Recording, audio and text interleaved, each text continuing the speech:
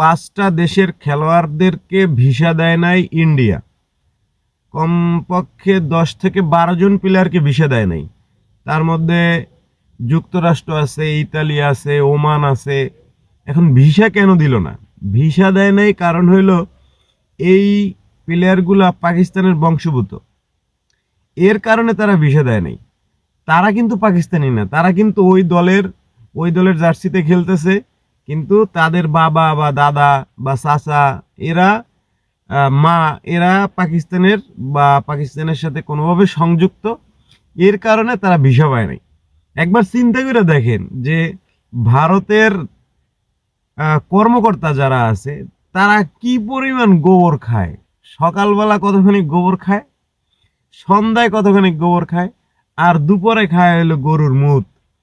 নাইলে ভাই এরকম এরকম ডিসিশন তারা কেমনে নেয়?